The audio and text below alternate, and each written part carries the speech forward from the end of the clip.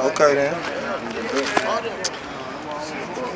Before Rylo Rodriguez would drop hit songs like BMF, Valentines, as well as team up with OMB Peasy to release his newest single, Dope Boy. Before Rylo Rodriguez would get signed to Lil Baby's 4 Pockets full imprint. Before Rylo Rodriguez would have over 235,000 subscribers on YouTube, 110,000 followers on Twitter, and over 854,000 followers on Instagram at the time of this recording. Rylo Rodriguez is an up-and-coming rapper out of Mobile, Alabama, who's been grinding out a career for himself in the music industry since the middle part of the last decade. It would take a few years before he came to people's attention, but he'd break through in a big way thanks to his innovative sample flipping that would see him incorporating popular R&B elements like a sample of a Mariah Carey track to provide the background to some of his biggest hits. After jump-starting his career in such a creative fashion, he's teamed up with the likes of No Cap and Lil Baby, which helped take his music to the next level and expand his popularity around the country. With subsequent hits like Walk and Court Dates, Rylo Rodriguez has managed to drag himself out of the streets of Mobile, where he survived multiple close calls since he was in the 6th grade, and he's begun to finally create the life for himself that he always imagined he'd have. Hey, what's poppin', guys? Your boy Marlon Palmer back at it again with a brand new video. This one taking a look at the come up of Rylo Rodriguez prior to fame, here for you on Before They're Famous. With the recent release of his debut studio album, GOAT in Human Form, Rylo has firmly established himself as a force to be reckoned with in the world of hip hop.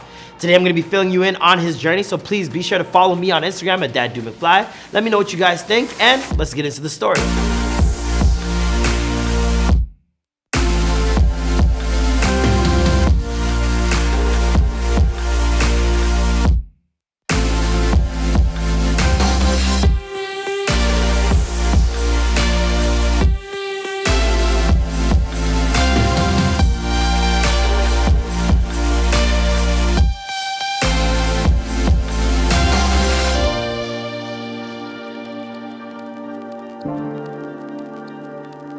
Rylo Rodriguez was born Ryan Adams on September 30th, 1993 in Mobile, Alabama, where he grew up in an area of the city known as Roger Williams Housing Projects. In an interview with Rolling Stone last year, Rylo told them, "I wouldn't want to be from nowhere else." Being raised on those streets alongside 2 brothers and a sister, Rylo's music would later benefit from the experiences he lived through among its working class population and a justice system that did little more than prey on the project's inhabitants. There's some did this shit before me though.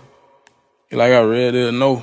I'm gonna make a way for me and my nigga get up out the hood. Of all the people in his life that helped shape him early on, it was Rylo's grandfather on his mother's side who he remembers most fondly. I'm black. Okay. But my granddad, he white. My granddad white. Granddad on mother's side, father's side? My mama's side, I don't know my father. Not. A former veteran and eventually country club employee, Rylo's granddad helped care for his daughter's family, providing everything they could possibly need. Rylo even used to joke around that when his grandpa was around, he didn't need a job, an ID, or nothing because he was so well cared for. Unfortunately, a series of tragic events would take all that away from him. He told Rolling Stone, "My granddad died, my grandma died, my uncle died, all in the same year. As soon as my granddaddy died, somebody had to step up." Now devoid of a fantastic role model, Rylo began taking after his older brother, even going so far as to get his teeth permanently capped with 16-karat gold, 4 uppers and 4 lowers, just like his big bro. I need grills. I need them. My brother, no. I always wanted to be like my big brother. So whatever he did, I wanted to do. But without their granddad around to watch for them anymore, life on the streets of the projects became much more dangerous. From the 6th grade on, Rylo said he's been in the vicinity of 20 to 30 shootouts, which makes the fact that he hasn't caught a bully yet something of a miracle. This man might be Neo. Ever been hit by a bullet? Nah. Close. Yeah.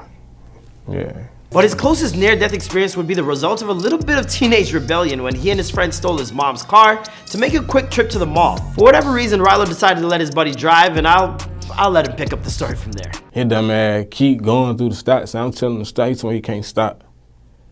It raining real hard, so all that just hit up, boom. But we fly way over there, and we hit a tree. And my whole side of my window busted out. His shirt caught on fire from the airbag.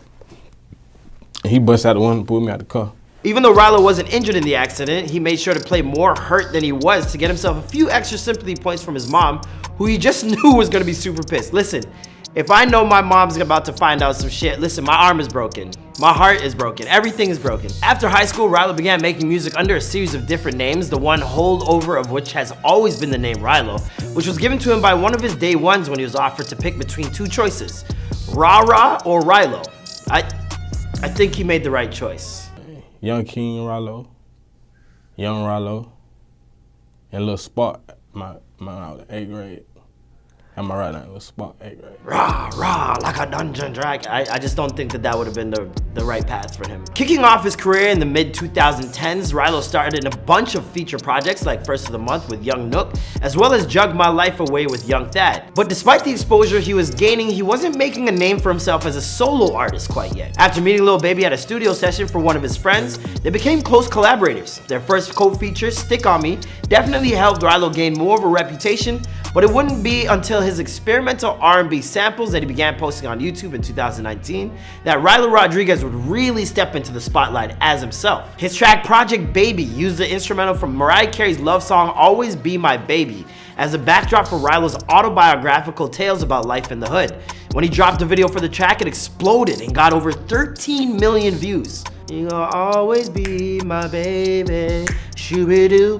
In terms of how he came up with the idea, Rylo told Rolling Stone, "I was going through old beats from back in the day. Back in the day, you'd watch 106 in Park and shit. That's the kind of songs they used to play on that. I don't hear too many people doing stuff like that. I'm waiting for Rylo's Bow Wow sample. That should be interesting." Quickly realizing that he had something unique on his hands, Rylo dropped Valentines Next, which heavily sampled from Tamia's 2006 hit, Can't Get Enough. Unsurprisingly, few of these songs are actually available on platforms like Spotify because they're ripe fodder for lawsuits, but on YouTube, they were allowed to flourish, regularly drawing in millions of views. By mid-2019, he was once again teaming up with Lil Baby, this time for the song Court Dates, but in something of an ironic twist of fate, Rylo would end up serving some time on the inside soon after for what he describes as getting caught in another state with guns and some pills.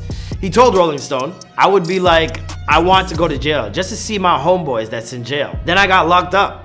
I really jinxed myself." Once he got out, his life turned around once again when Lil Baby signed him to his Four Pockets Full imprint. Rylo song, and then it was like, shit I be on, like, damn, like you sound like one of us. Like, Right. Then I wasn't even no rapper. Right. So I'm like, this nigga harder than me. Like, I'm like, this nigga hard. So I just like, on his music, but I had the wave already just for me. As he prepared his debut studio album, GOAT in Human Form, Rylo had to step away from the sampling that helped skyrocket his fame and reputation. After all, the cost that would be required to create an album full of other artists' music like that would be staggering. Trust me, we can't even play Jingle Bells on this chat. I can't even sing Jingle Bells, and we probably get demonetized. I'm not gonna even try it. I'm not even, yeah. As it stands, because of how heavy those songs rely on sampling, Rylo can't collect any money from those tracks.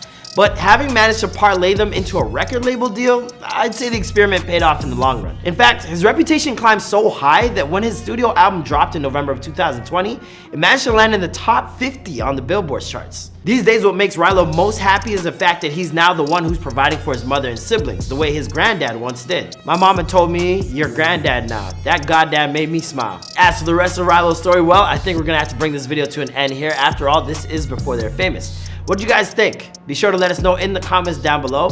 Don't forget to follow the series on Instagram at Before They're Famous, where you can vote on who you'd like to see next, and I'll catch you guys in the next video. Bye.